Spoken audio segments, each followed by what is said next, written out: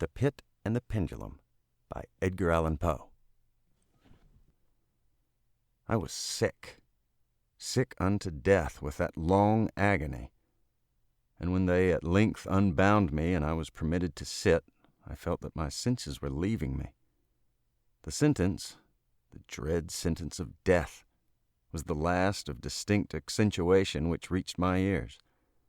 After that, the sound of the inquisitorial voices seemed merged in one dreamy, indeterminate hum. It conveyed to my soul the idea of revolution, perhaps from its association in fancy with the burr of a mill wheel. This only for a brief period, for presently I heard no more. Yet for a while I saw, but with how terrible an exaggeration! I saw the lips of the black-robed judges. They appeared to me white, whiter than the sheet upon which I trace these words, and thin even to grotesqueness, thin with the intensity of their expression of firmness, of immovable resolution, of stern contempt of human torture. I saw that the decrees of what to me was fate were still issuing from those lips. I saw them writhe with a deadly locution. I saw them fashion the syllables of my name, and I shuddered because no sound succeeded. I saw, too, for a few moments of delirious horror, the soft and nearly imperceptible waving of the sable draperies which enwrapped the walls of the apartment. And then my vision fell upon the 7 tall candles upon the table. At first, they wore the aspect of charity, and seemed white and slender angels who would save me. But then, all at once, there came a most deadly nausea over my spirit, and I felt every fiber in my frame thrill as if I had touched the wire of a galvanic battery, while the angel forms became meaningless specters with heads of flame, and I saw that from them there would be no help. And then there stole into my fancy, like a rich musical note, the thought of what sweet rest there must be in the grave. The thought that came gently and stealthily, and it seemed long before it attained full appreciation. But just as my spirit came at length properly to feel and entertain it, the figures of the judges vanished as if magically from before me. The tall candles sank into nothingness. Their flames went out utterly. The blackness of darkness supervened. All sensations appeared swallowed up in a mad rushing descent, as of the soul into Hades. Then silence and stillness. Night were the universe. I had swooned, but still will not say that all of consciousness was lost. What of it there remained I will not attempt to define or even describe, yet all was not lost. In the deepest slumber, no. In delirium, no. In a swoon, no. In death, no, even in the grave all is not lost. Else there is no immortality for man. Arousing from the most profound of slumbers, we break the gossamer web of some dream. Yet in a second afterward, so frail may that web have been, we remember not that we have dreamed. In the return to life from the swoon there are 2 stages. First, that of the sense of mental or spiritual. Secondly, that of the sense of physical existence. It seems probable that if, upon reaching the second stage, we could recall the impressions of the first, we should find these impressions eloquent in memories of the gulf beyond. And that gulf is what? How at least shall we distinguish its shadows from those of the tomb? But if the impressions of what I have termed the first stage are not, at will, recalled yet after long interval, do they not come unbidden, while we marvel whence they come? He who has never swooned is not he who finds strange palaces and wildly familiar faces in coals that glow, is not he who beholds floating in mid-air the sad visions that many may not view, is not he who ponders over the perfume of some novel flower, is not he whose brain grows bewildered with the meaning of some musical cadence which has never before arrested his attention. Amid frequent and thoughtful endeavors to remember, amid earnest struggles to regather some token of the state of seeming nothingness into which my soul had lapsed, there have been moments when I have dreamed of success, There have been brief, very brief periods when I have conjured up remembrances which the lucid season of a later epoch assures me could have had reference only to that condition of seeming unconsciousness. These shadows of memory tell indistinctly of tall figures that lifted and bore me in silence, down, down, still down, till a hideous dizziness oppressed me at the mere idea of the interminableness of the descent. They tell also of a vague horror at my heart on account of that heart's unnatural stillness. Then comes a sense of sudden motionlessness throughout all things, as if those who bore me, a ghastly train, had outrun in their descent the limits of the limitless and paused from the wearisome of their toil. After this I call to mind flatness and dampness, and then all is madness, the madness of a memory which busies itself among forbidden things. Very suddenly there came back to my soul motion and sound, the tumultuous motion of the heart, and in my ears the sound of its beating. Then a pause in which all is blank. Then again sound and motion and touch, a tingling sensation pervading my frame. Then the mere consciousness of existence, without thought, a condition which lasted long. Then very suddenly thought, in shuddering terror, in earnest endeavor to comprehend my true state. Then a strong desire to lapse into insensibility.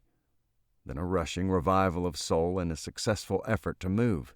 And now a full memory of the trial, of the judges, of the sable draperies, of the sentence, of the sickness, of the swoon.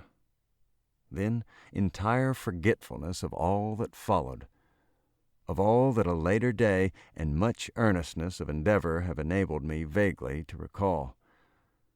So far, I had not opened my eyes.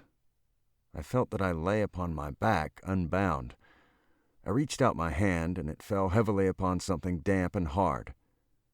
There I suffered it to remain for many minutes, while I strove to imagine where and what I could be. I longed, yet dared not to employ my vision. I dreaded the first glance at objects around me. It was not that I feared to look upon things horrible, but I grew aghast lest there should be nothing to see. At length, with a wild desperation at heart, I quickly unclosed my eyes. My worst thoughts then were confirmed. The blackness of eternal night encompassed me. I struggled for breath. The intensity of the darkness seemed to oppress and stifle me. The atmosphere was intolerably close. I still lay quietly and made effort to exercise my reason. I brought to mind the inquisitorial proceedings and attempted from that point to deduce my real condition. The sentence had passed, and it appeared to me that a very long interval of time had since elapsed. Yet not for a moment did I suppose myself actually dead. Such a supposition, notwithstanding what we read in fiction, is altogether inconsistent with real existence. But where, and in what state was I? The condemned to death, I knew, perished usually at the auto da fe, and one of these had been held on the very night of the day of my trial. Had I been remanded to my dungeon to await the next sacrifice, which would not take place for many months? This, I saw at once, could not be. Victims had been in immediate demand. Moreover, my dungeon, as well as all the condemned cells at Toledo, had stone floors, and light was not altogether excluded. A fearful idea now suddenly drove the blood in torrents upon my heart, and for a brief period I once more relapsed into insensibility. Upon recovering, I at once started to my feet, trembling convulsively in every fiber. I thrust my arms wildly above and around me in all directions. I felt nothing, yet dreaded to move a step lest I should be impeded by the walls of a tomb. Perspiration burst from every pore and stood in cold big beads upon my forehead. The agony of suspense grew at length intolerable, and I cautiously moved forward, with my arms extended and my eyes straining from their sockets in the hope of catching some faint ray of light. I proceeded for many paces, but still all was blackness and vacancy. I breathed more freely. It seemed evident that mine was not, at least, the most hideous of fates. And now I still continued to step cautiously onward, There came thronging upon my recollection 1,000 vague rumors of the horrors of Toledo. Of the dungeons there had been strange things narrated. Fables I had always deemed them, but yet strange and too ghastly to repeat, save in a whisper. Was I left to perish of starvation in this subterranean world of darkness? Or what fate, perhaps even more fearful, awaited me? That the result would be death, and a death of more than customary bitterness, I knew too well the character of my judges to doubt. The mode and the hour were all that occupied or distracted me. My outstretched hands at length encountered some solid obstruction. It was a wall, seemingly of stone masonry, very smooth, slimy, and cold. I followed it up, stepping with all the careful distrust with which certain antique narratives had inspired me. This process, however, afforded me no means of ascertaining the dimensions of my dungeon, as I might make its circuit and return to the point whence I set out without being aware of the fact, so perfectly uniform seemed the wall. I therefore sought the knife which had been in my pocket when led into the inquisitorial chamber, but it was gone. My clothes had been exchanged for a wrapper of coarse serge. I had thought of forcing the blade in some minute crevice of the masonry, so as to identify my point of departure. The difficulty, nevertheless, was but trivial.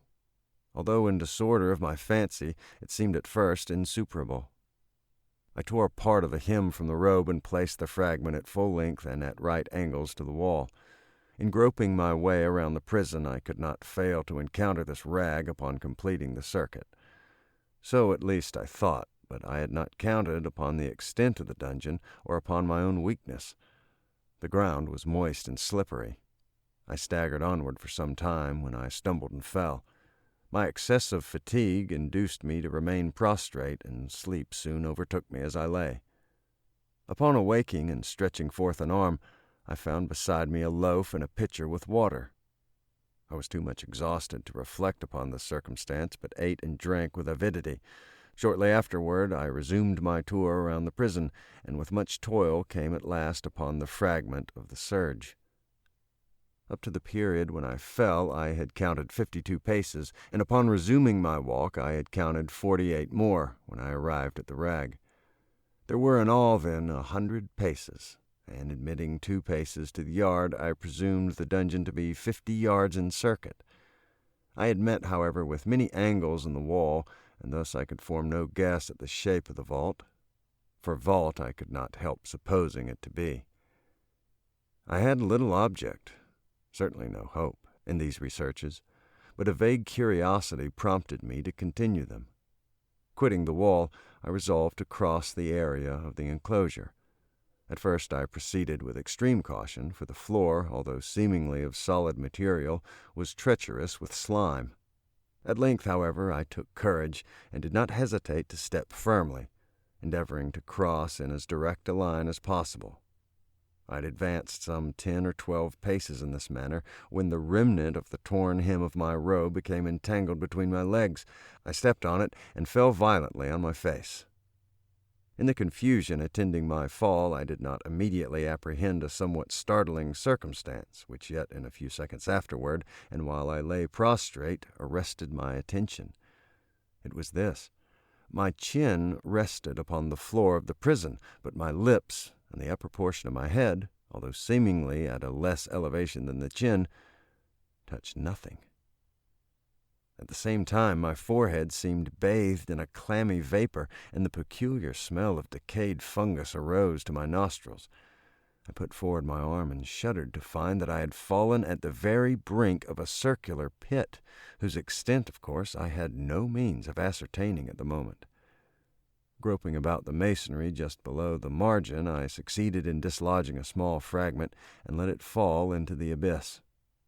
For many seconds I hearkened to its reverberations as it dashed against the sides of the chasm in its descent. At length there was a sullen plunge into water, succeeded by loud echoes. At the same moment there came a sound resembling the quick opening and as rapid closing of a door overhead, while a faint gleam of light flashed suddenly through the gloom, and as suddenly faded away. I saw clearly the doom which had been prepared for me, and congratulated myself upon the timely accident by which I had escaped. Another step before my fall, and the world had seen me no more. And the death just avoided was of that very character which I had regarded as fabulous and frivolous in the tales respecting the Inquisition. To the victims of its tyranny there was the choice of death with its direst physical agonies, or death with its most hideous moral horrors. I had been reserved for the latter. By long suffering, my nerves had been unstrung until I trembled at the sound of my own voice and had become in every aspect a fitting subject for the species of torture which awaited me. Shaking in every limb, I groped my way back to the wall, resolving there to perish rather than risk the terrors of the wells, of which my imagination now pictured many in various positions about the dungeon. In other conditions of mind, I might have had courage to end my misery at once by a plunge into one of these abysses, but now I was the veriest of cowards. Neither could I forget what I had read of these pits, that the sudden extinction of life formed no part of their most horrible plan. Agitation of spirit kept me awake for many long hours, but at length I again slumbered. Upon arousing, I found by my side, as before, a loaf and a pitcher of water. A burning thirst consumed me, and I emptied the vessel at a draught. It must have been drugged, for scarcely had I drunk before I became irresistibly drowsy. A deep sleep fell upon me, a sleep like that of death. How long it lasted, of course, I do not know, but when once again I unclosed my eyes, the objects around me were visible. By a wild, sulphurous luster, the origin of which I could not at first determine, I was enabled to see the extent and aspect of the prison. In its size I had been greatly mistaken. The whole circuit of its walls did not exceed 25 yards. For some minutes this fact occasioned me a world of vain trouble. Vain indeed. For what could be of less importance under the terrible circumstances which environed me than the mere dimensions of my dungeon? But my soul took a wild interest in trifles, and I busied myself in endeavors to account for the error I had committed in my measurement. The truth at length flashed upon me. In my first attempt at exploration, I had counted 52 paces, up to the period when I fell. I must have then been within a pace or two of the fragment of serge. In fact, I had nearly performed the circuit of the vault. I then slept, and upon awaking, I must have returned upon my steps, thus supposing the circuit nearly double what it actually was.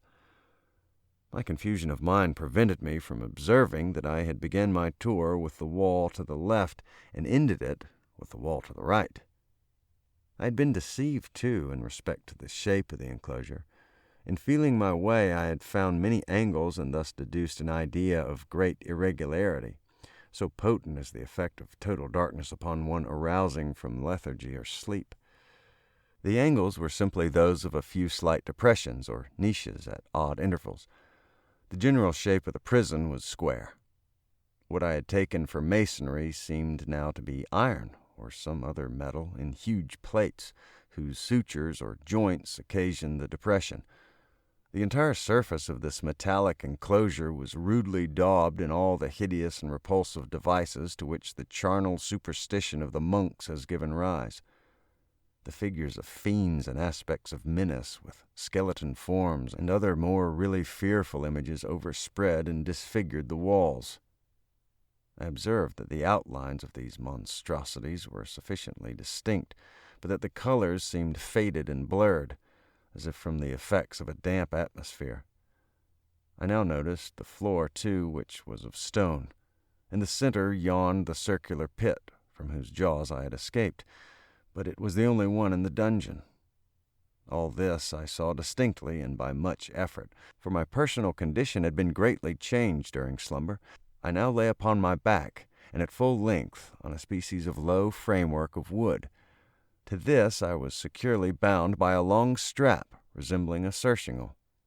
It passed in many convolutions about my limbs and body, leaving at liberty only my head and my left arm to such extent that I could, by dint of such exertion, supply myself with food from an earthen dish which lay by my side on the floor. I saw, to my horror, that the pitcher had been removed. I say to my horror, for I was consumed with intolerable thirst. This thirst it appeared to be the design of my persecutors to stimulate, for the food in the dish was meat pungently seasoned. Looking upward, I surveyed the ceiling of my prison. It was some 30 or 40 feet overhead and constructed much as the side walls. In one of its panels, a very singular figure riveted my whole attention. It was the painted figure of Time, as he is commonly represented, save that in lieu of a scythe, he held what, at a casual glance, I supposed to be the pictured image of a huge pendulum, such as we see on antique clocks. There was something, however, in the appearance of this machine which caused me to regard it more attentively. While I gazed directly upward at it, for its position was immediately over my own, I fancied that I saw it in motion. In an instant afterward, the fancy was confirmed. Its sweep was brief and, of course, slow.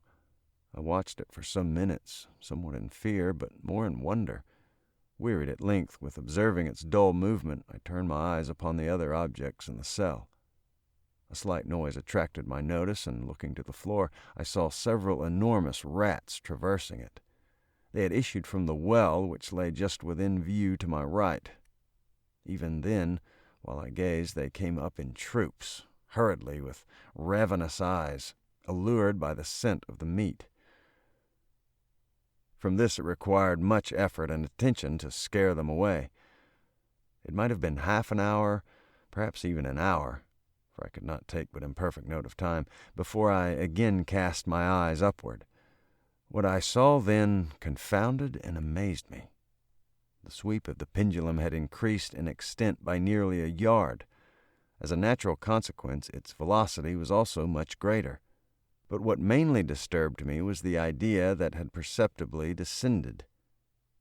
I now observed, with what horror it is needless to say, that its nether extremity was formed of a crescent of glittering steel, about a foot in length from horn to horn, the horns upward, and the under edge evidently as keen as that of a razor. Like a razor also, it seemed massy and heavy, tapering from the edge into a solid and broad structure above. It was appended to a weighty rod of brass, and the whole hissed as it swung through the air. I could no longer doubt the doom prepared for me by monkish ingenuity and torture. My cognizance of the pit had become known to the inquisitorial agents, the pit whose horrors had been destined for so bold a recusant as myself, the pit typical of hell and regarded by rumor as the ultima thule of all their punishments. The plunge into this pit I had avoided by the merest of accidents. I knew that surprise, or entrapment into torment, formed an important portion of all the grotesquerie of these dungeon deaths. Having failed to fall, it was no part of the demon plan to hurl me into the abyss, and thus, there being no alternative, a different and a milder destruction awaited me. Milder! I half smiled in my agony as I thought of such application of a term. What boots it to tell of the long, long hours of horror more than mortal during which I counted the rushing vibrations of the steel, inch by inch, line by line, with a descent only appreciable at intervals that seemed ages. Down and still down it came. Days passed. It might have been that many days passed, ere it swept so closely over me as to fan me with its acrid breath. The odor of the sharp steel forced itself into my nostrils. I prayed. I wearied heaven with my prayer for its more speedy descent. I grew fanatically mad and struggled to force myself upward against the sweep of the fearful scimitar. And then I fell suddenly calm and lay smiling at the glittering death, as a child at some rare bauble. There was another interval of utter insensibility. It was brief, for upon lapsing into life there had been no perceptible descent into the pendulum. But it might have been long, for I knew there were demons who took note of my swoon, and who could have arrested the vibration at pleasure. Upon my recovery, too, I felt inexpressibly sick and weak. Even amid the agonies of that period, the human nature craved food. With painful effort, I outstretched my left arm as far as my bonds permitted, and took possession of the small remnant with which had been spared me by the rats. As I put a portion of it within my lips, there rushed to my mind a half-formed thought of joy, of hope. Yet what business had I with hope? It was, as I say, a half-formed thought. Man has many such which are never completed. I felt that it was of joy, of hope, but felt also that it had perished in its formation. In vain I struggled to perfect, to regain it. Long suffering had nearly annihilated all my ordinary powers of mind. I was an imbecile, an idiot. The vibration of the pendulum was at right angles to my length. I saw that the crescent was designed to cross the region of the heart. It would fray the serge of my robe. It would return and repeat its operations again and again. Notwithstanding terrifically wide sweep, some 30 feet or more, and the hissing vigor of its descent, sufficient to sunder these very walls of iron, still the fraying of my robe would be all that for several minutes it would accomplish. And at this thought I paused. I dared not go farther than this reflection. I dwelt upon it with a pertinacity of attention, as if, in so dwelling, I could arrest here the descent of the steel. I forced myself to ponder upon the sound of the crescent as it should pass across the garment, upon the peculiar thrilling sensation which the friction of cloth produces on the nerves. I pondered upon all this frivolity until my teeth were on edge. Down, steadily down it crept. I took a frenzied pleasure in contrasting its downward with its lateral velocity. To the right, to the left, far and wide, with the shriek of a condemned spirit, to my heart with the stealthy pace of the tiger. I alternately laughed and howled as the one or the other idea grew predominant. Down, certainly, relentlessly down, it vibrated within 3 inches of my bosom. I struggled violently, furiously, to free my left arm. This was free only from the elbow to the hand. I could reach the latter, from the platter beside me to my mouth, with great effort, but no farther. Could I have broken the fastenings above the elbow, I would have seized and attempted to arrest the pendulum. I might as well have attempted to arrest an avalanche. Down. Still unceasingly, still inevitably down. I gasped and struggled at each vibration. I shrunk convulsively at its every sweep. My mind followed its outward or upward whirls with the eagerness of the most unmeaning despair. They closed themselves spasmodically at the descent, although death would have been a relief. Oh, how unspeakable! Still I quivered in every nerve to think how slight a sinking of the machinery would precipitate that keen, glistening axe upon my bosom. It was hope that prompted the nerve to quiver, the frame to shrink. It was hope, the hope that triumphs on the rack, that whispers to the death-condemned even in the dungeons of the Inquisition. I saw that some 10 or 12 vibrations would bring the steel in contact with my robe, and with this observation there suddenly came over my spirit all the keen, collected calmness of despair. For the first time during many hours, or perhaps many days, I thought, it now occurred to me that the bandage, or surcingle, which enveloped me was unique. I was tied by no separate cord. The first stroke of the razor-like crescent athwart any portion of the band would so detach it that it might be unwound from my person by means of my left hand. But how fearful in that case the proximity of the steel, the result of the slightest struggle, how deadly! Was it likely, moreover, that the minions of the torturer had not foreseen and provided for this possibility? Was it probable that the bandage crossed my bosom in the track of the pendulum? Dreading to find my faint, and as it seemed my last hope frustrated, I so far elevated my head as to obtain a distinct view of my breast. The surcingle enveloped my limbs and body close in all directions, save in the path of the destroying crescent. Scarcely had I dropped my head back into its original position when there flashed upon my mind what I cannot better describe than as the unformed half of that idea of deliverance to which I have previously alluded, and which only floated indeterminately through my brain when I raised food to my burning lips. The whole thought was now present, feeble, scarcely sane, scarcely definite, but still entire. I proceeded at once, with the nervous energy of despair, to attempt its execution. For many hours, the immediate vicinity of the low framework upon which I lay had been literally swarming with rats. They were wild, bold, ravenous, their red eyes glaring upon me as if they waited but for motionlessness on my part to make me their prey. To what food, I thought, have they been accustomed in the well? They had devoured, in spite of all my efforts to prevent them, all but a small remnant of the contents of the dish. I had fallen into an habitual seesaw or wave of the hand about the platter, and at length the unconscious uniformity of the movement deprived it of effect. In their voracity, the vermin frequently fastened their sharp fangs in my fingers. With the particles of the oily and spicy viand which now remained, I thoroughly rubbed the bandage wherever I could reach it. Raising my hand from the floor, I lay breathlessly still. At first the ravenous animals were startled and terrified at the change, at the cessation of movement. They shrank alarmedly back. Many sought the well. But this was only for a moment. I had not counted in vain upon their voracity. Observing that I remained without motion, one or two of the boldest leaped upon the framework and smelt at the surcingle. This seemed the signal for a general rush.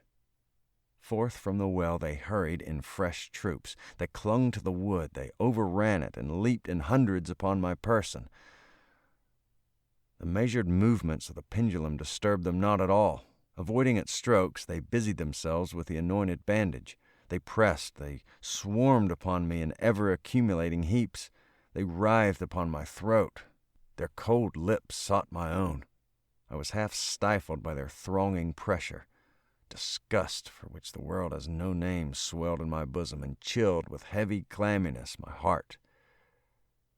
Yet 1 minute, and I felt that the struggle would be over. Plainly, I perceived the loosening of the bandage.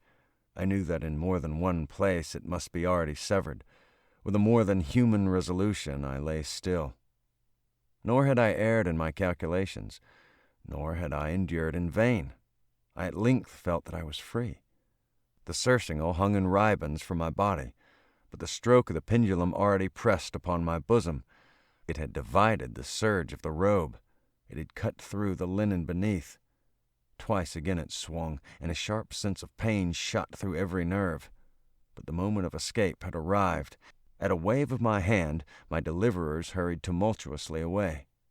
With a steady movement, cautious, sidelong, shrinking, and slow, I slid from the embrace of the bandage and beyond the reach of the scimitar. For the moment, at least, I was free. Free! And in the grasp of the Inquisition.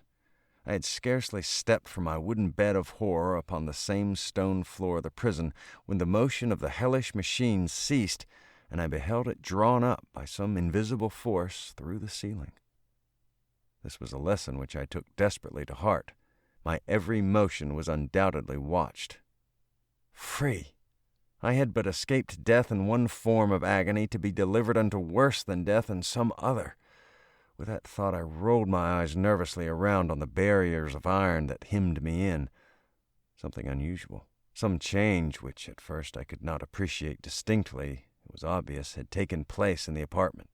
For many minutes of a dreamy and trembling abstraction, I busied myself in vain, unconnected conjecture. During this period I became aware, for the first time, of the origin of the sulphurous light which illumined the cell. It proceeded from a fissure about 1/2 inch in width, extending entirely around the prison at the base of the walls, which thus appeared and were completely separated from the floor. I endeavored, but of course in vain, to look through the aperture. As I arose from the attempt, the mystery of the alteration in the chamber broke at once upon my understanding. I have observed that, although the outlines of the figures upon the walls were sufficiently distinct, yet the colors seemed blurred and indefinite. These colors had now assumed, and were momentarily assuming, a startling and most intense brilliancy that gave to the spectral and fiendish portraitures an aspect that might have thrilled even firmer nerves than my own. Demon eyes of a wild and ghastly voracity glared upon me in 1,000 directions. where none had been visible before, and gleamed with the lurid luster of a fire that I could not force my imagination to regard as unreal. Unreal. Even while I breathed, there came to my nostrils the breath of the vapor of heated iron. A suffocating odor pervaded the prison. A deeper glow settled each moment in the eyes that glared at my agonies. A richer tint of crimson diffused itself over the pictured horrors of blood. I panted. I gasped for breath. There could be no doubt of the design of my tormentors. Oh, most unrelenting! Oh, most demoniac of men! I shrank from the glowing metal to the center of the cell. Amid the thought of the fiery destruction that impended, the idea of the coolness of the well came over my soul like balm. I rushed to its deadly brink. I threw my straining vision below. The glare from the enkindled roof illumined its innermost recesses.